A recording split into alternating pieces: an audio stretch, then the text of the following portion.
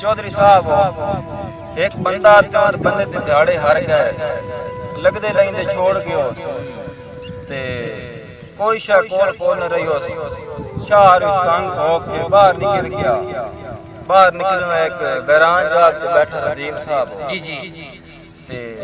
बैठो यहाँ हाथ दी घड़ी तो विख्योस तो घड़ी बलोच साहब हो घड़ी भी ता हाथ दी घड़ी तो वेख क्या था भाई ना चलदे थकदी सिर गई घड़ी है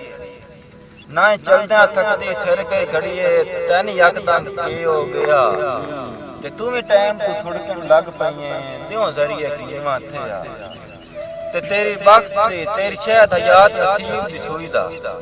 कोई पुरजा सट नहीं रहा तू चलदी हो या कसम खुदा दी साडे लड़दे रुसना जियो ए गल करंदा घड़ी नु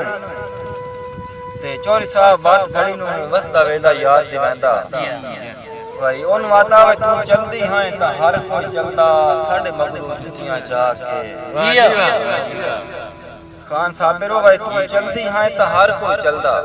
साडे मगरू जुतियां जाके ते किसे सजन दी जरूरत भी नहीं होंदी भाई लाग वंजिया मोड़ वाला इने यार जे रोसे बने ना याद तो ले वने उन मेलिया नाल मना के